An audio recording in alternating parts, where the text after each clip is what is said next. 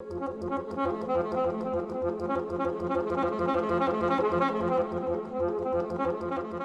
Ferris, what I want to know is, do you think that, let's say, whatever that force that you might be able to perceive, that entity that's surrounding us, do you think that it, at one point in time in the 13 billion year existence of the universe, that it was once a physical being like us, Yes.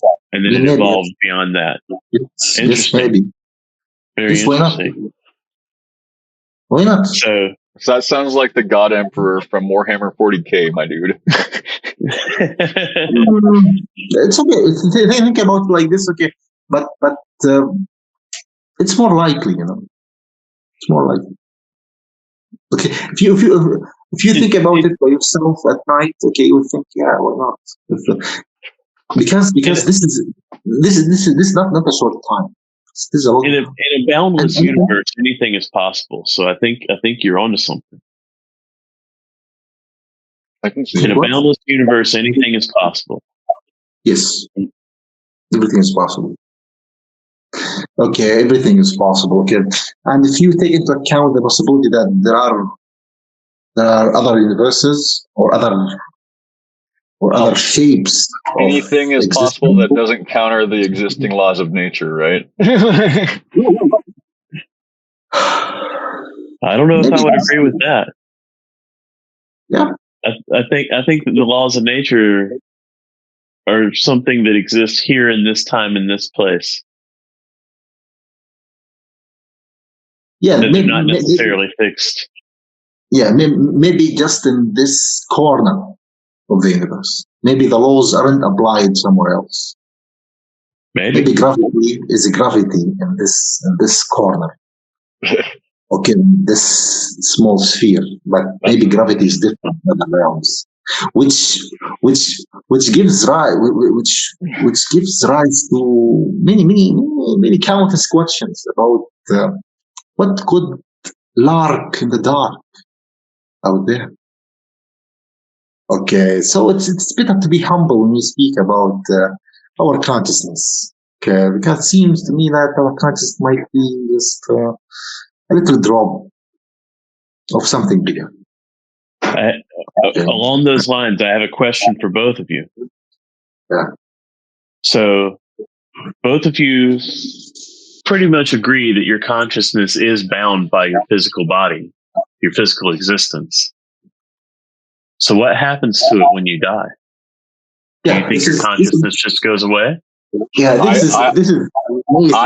I personally believe in the void. I believe that the only thing that will live on of me is whatever marks I make on the earth, in the world itself, whatever ideas I come up with, etc. But after I die, I will enter the void. I will disappear. Maybe the energy that makes me up will move on, but I can't. I don't know. Yeah. This is the nihilistic, or the, let's say, the existentialist view of things. Okay, but for me, I think probably yes. We'll just be nothing and go to. We have nothing and we will go to nothing. Okay, but something.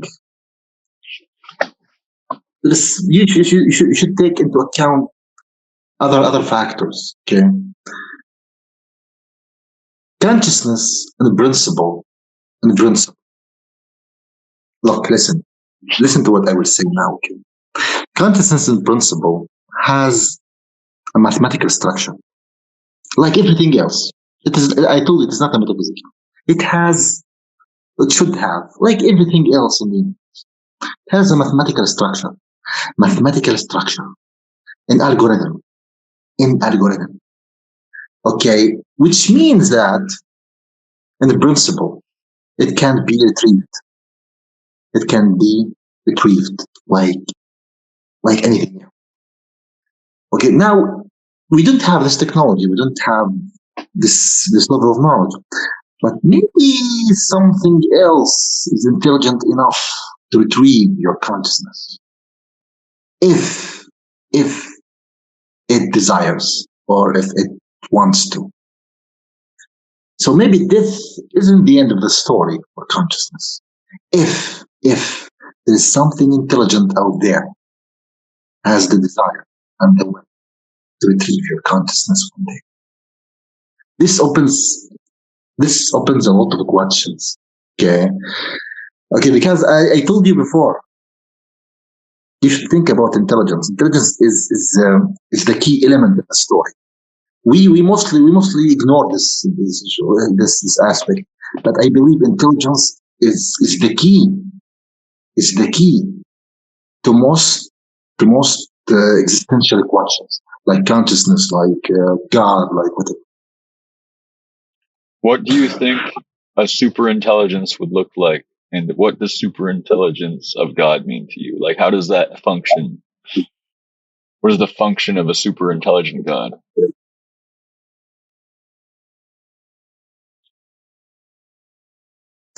This question is like when you ask an ant, what is the function of the human being? The ant doesn't know anything about video games. You don't want to like create. You don't want to think about it and tell me what you think. No, there's many probable solutions to this problem. What the superintelligence would desire, or what the superintelligence would seek. I would think a new experience, something that has never done or had happened before. Like anything new that happens would be very valuable to superintelligence. You could think about it like this, but when I look into the universe, I understand the universe in terms of structures. I believe the universe is like the human body. I believe the human body is just a reflection of a bigger reality. I agree. This is how I see the world. I see the world as I see the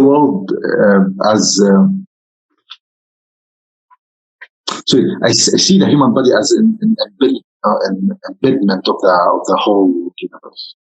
I believe the universe has different structures and has different functions. Okay, there is a brain for the universe. Okay, and we didn't know anything about it. I believe there is a heart for the universe. We didn't know about it. There is special structures, maybe, like the liver, like the spleen, and maybe like the. What does the universe's spleen do? What is the function of the universe's spleen? Regulus and also Ferris, I have a question for both of you. Regulus, you asked what a supreme entity's function might be, a higher intelligence. Turning that back on you, what is your function? What is our function? And why would a higher being have a function that's any different? I think that our function is to convert basic energy into complex energy. We create more complex systems out of what exists around us to reduce entropy inside of our localized system. Because if we didn't exist and we weren't reducing entropy, our organized system inside of our Earth would eventually deconstruct, and we would lose our environment and atmosphere and whatnot. At least from a thermodynamic perspective. I could be wrong. I mean, I don't know that we're reducing entropy, but that might be a matter of perspective. So I'm not going to disagree. Ferris, what do you think? What do you think our purpose is? Our purpose? Our purpose. We don't have one purpose. We have different purpose depending on the. On the perspective. Okay, if you take it from evolutionary perspective, our purpose is to reproduce. Okay, if you take it in the personal level, each one has his own purpose. Maybe my purpose is to make music. Maybe okay. Some people have other purpose. Okay, But our purpose in the universe is to reproduce and to keep our genes going. Okay. Do you think there's a higher being out there that's reproducing with other higher beings and it's No, creating no. new? I don't think. No? I don't think. Why would it be different? Why would it be different for them? Yeah, I will tell you why. Because we are biological systems. Okay. They are beings. I don't think they are biological. They didn't go to the bathroom and eat fruits and. They're beyond that now. I don't think this is All right. realistic. So let's call Ferris's super intelligence the machine god. It sounds like the machine god. It That's no what I'm longer has saying. the ability to reproduce. Right? Like That's a deus ex machina, you know? You should do machine. no reproduction. The reproduction function, okay, is associated with biological systems, okay, and biological systems need reproduction. Why? Because these systems are mortal, not immortals. Okay, the biological system decay with time. The liver, the brain, the kidney, these organs decay with time. Okay, so they want to to transfer the genes to the next generation. And to do this, you need sexual or asexual reproduction. Okay, so this is a property of a biological system. When you say reproduction, this is a property of biological system. Okay, now biological systems are just one type of multiple types of systems. Okay, so maybe there are other types of systems out there, not necessarily biological, maybe artificial, maybe something entirely different. I mean, considering how advanced our technology is getting, I wouldn't, and the universe is infinite, it's very possible that there's like some form of computer type electronical system that the universe just naturally formed on its own in another place. Yeah, this is the absurdity of infinity. Yes. Okay. If you believe that infinity is true, which is probably yes true, okay, then we are doomed. Okay, we are doomed. Okay. Well, so I mean, now we are jumping from consciousness to infinity. Infinity is so deep. I think that like we don't have to worry about like interdimensional travel because of like Einstein's law and like how fast we would have to be going at the speed of light to be able to get anywhere and how much time would pass where we came from. And the only way I know of to like subvert that, I don't even know if this is possible, but I'm imagining we would have to have enough energy to be able to like expand a quantum entangled atom to be able to like move through the two atoms that are entangled with each other from point A to point B. Like, right. That's what I always assumed, that we would have to just produce enough energy to be able to fold space in that way, to travel through quantum space. Yeah. Like, the level of energy that would take is so far from where we are. Like, it's not even realistic to think about it. We'd have to have a Dyson sphere around the sun or something. You know what I mean? Like, I don't think in Dyson spheres. I don't think these technologies exist in real world. These just thoughts inside our brains. Okay, they are not true. I don't think if there is an alien civilization out there will build mega structures. I don't think this is feasible or true or real. I think an intelligent system or an intelligent being will not do it. Will do something. Do you think that they'll travel to stars? I don't think that's possible. I don't think they have the term travel. I don't think they will. This term travel from point A to point B. I don't think they will have such term. Interesting. You think Okay, to them it'll just be like we're either everywhere all the time or we're where we are right now? Yes. I see. So your version, Because your machine god is omniscient. Yeah, I told you when the intelligence factor is the most important factor in metaphysics, and yet it is extremely ignored. I want to know what you think, John, about intelligence and superintelligence in the metaphysical. I think that in order for intelligence to exist in the metaphysical realm, consciousness must exist in the metaphysical realm. I think that tying consciousness to the physical realm and to your five senses, or what may be extrasensory even in the physical realm, limits what could exist outside the physical realm. When you can't see, hear, or taste anything, you can't smell anything, but you still can think inside of your own mind. What is the entity that asks the question, and what is the thing that listens if you're not using your actual senses? There's something there, and you can't deny its existence. Descartes tried to call it the I am. Let's say the question he asked is, how do I know that I exist? I think, therefore I am. Well, who are we to say that that thing is tied to our own heads, or even tied to what we can see and feel? We already know that existence in that is a matter of perspective. Exactly. How do we know what perspective something that's much larger and much more intelligent than us can have? Ferris, you touched on that. So I like to think that consciousness is something that we can perceive.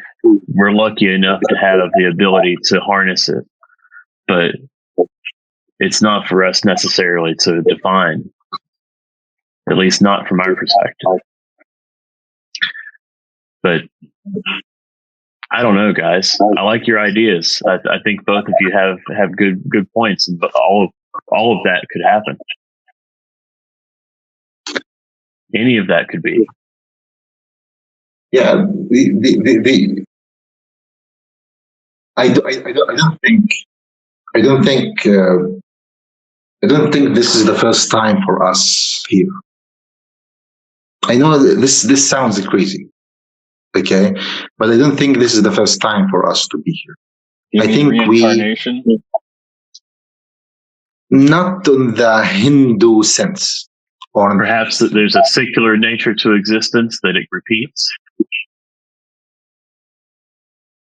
I think there is something out there that is more intelligent than us, that precedes us, and perceives us, and maintains our evolutionary pathway. Okay, and I think what happens after we die is decided by that thing, and we don't know what's going on. It keeps the records, it keeps the mathematical structures of everything for unknown reason, and it is responsible for all the drama that has been going on since the beginning of time. Okay. I think the story of existence is far more complicated than people are used to realize. Okay, and I can tell you more about this. There are more to it than this. Okay, you mentioned the infinity. You mentioned infinity. Infinity is so deep topic. Okay, you touch on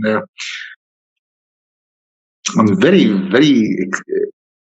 exciting possibilities. Okay, when you mentioned infinities, okay, because infinities don't come in just one, let's say, in one size, okay, or one type. There are many types of infinities out there. Okay, and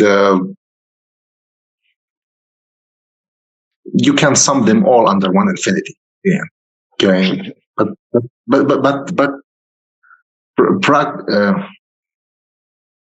paradoxically, there are some infinities more bigger than certain infinities, okay, which is so weird. Yes, like zero to, there's more integers. There's more integers between 0 and 1 than there are from 0 to infinity. Yes. So not all infinities are created equal then. Exactly. Okay. Interesting. But when I say infinity, I don't say the mathematical infinity. All right. I'm not referring to something we haven't touched on yet that I think we should bring up. What about viewing the entire universe as one whole structure and seeing us as interconnected pieces of one whole being, like the entire universe as one super being, with us being moving parts that are conscious within it? I told you. Okay, you should consider the intelligence factor in your equation. Okay, well, if there is a being inside the universe, if there is a being that is developed well enough to reach a certain level of intelligence, like us in the future, after maybe 100 years, maybe after 1,000 years, now we will become so intelligent that we will be able to control the universe. Okay, and then we will be the consciousness, the embedded consciousness of the universe. Okay, so this maybe already happened.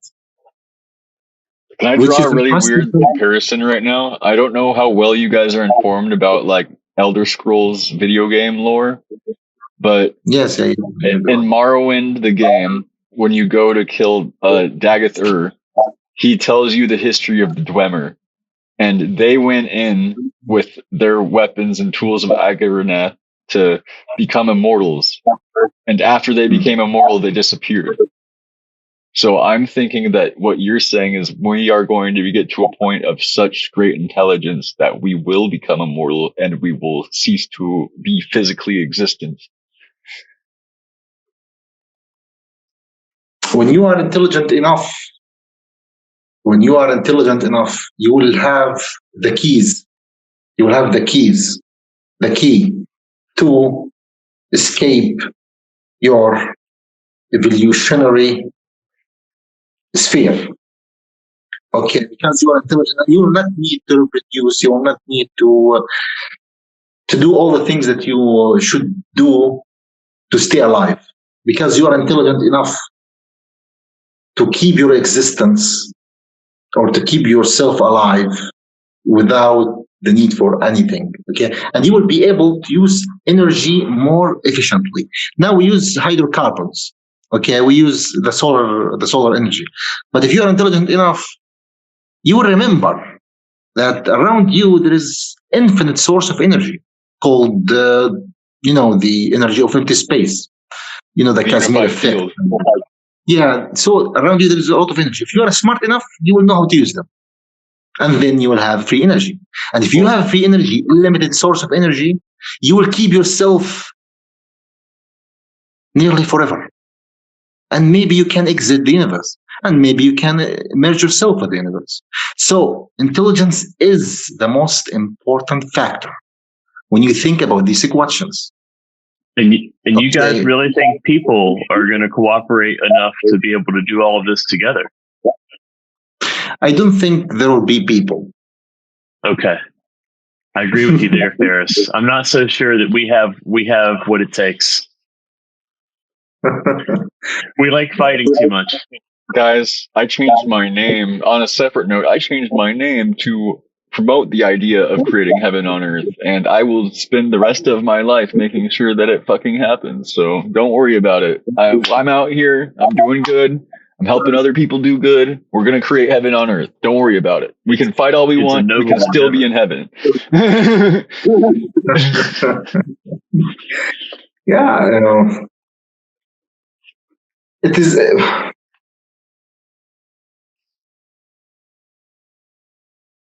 What determines the destiny or fate of the universe is the most intelligent being in the universe. Understand? So who will determine our fate is the most intelligent people amongst us. Okay, so who's the intelligent people amongst us? Now, who's the most intelligent people? These people will determine our future. For example, Oppenheimer was at that time one of the most brilliant minds in history, and he created the atomic bomb, which ended the World War II, right? Yeah. So this guy is genius. Also, what's his name? Alan Turing. Alan Turing is the brilliant mind behind the invention of all the gadgets that you use now. Okay, without him, you will not use your smartphone now. Okay, so again, intelligent beings affect everything around them. And I give you examples now. It's interesting that you gave those two examples, Alan Turing and Robert Oppenheimer, because both of those examples were exploited by their own governments for war. I don't know that was either of their ideas. Yeah. My question about that is, you said the most intelligent people are the ones that end up deciding our fate. I agree that the intelligent people are the ones that create new ideas. They create new things for us new tools, new processes. But the ones who decide our fate aren't necessarily the most intelligent. They just happen to be the most powerful. Yeah. Let me elaborate on this point. Okay. Now, governments and large companies, governments. Maybe you will be surprised by this. Yeah, governments are types of intelligent entities. Governments as a whole. Why? Because they are the sum of hundreds, maybe thousands of people. They are come together to form this collective intelligence, which is called governments. Okay, in his book, Nick Bostrom, he described governments as superintelligent, as superintelligence entities. If you don't believe me, go open the book and read by yourself.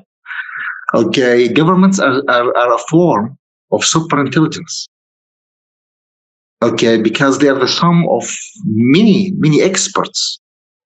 Okay, many intelligent people, and they determine our future by the regulations that they impose on us. Okay, so yeah. Now, Oppenheimer was part of the American government. Alan Turing was part of the British government. He helped the Secret Service in the UK. Okay, Oppenheimer was the same thing in the US. Okay, so again, the intelligent being controls the less intelligent being, and so on. Now we are thinking that we are intelligent. Maybe we are not. Maybe we are not. Maybe there is something else more intelligent than us controlling us. We don't know anything about it. Okay, we are maybe just like ants compared to that intelligence. Okay, and we are controlled right now. We don't know anything about it. Okay, so the story maybe is far more deeper than we initially can perceive. Yeah, guys. So deep, huh?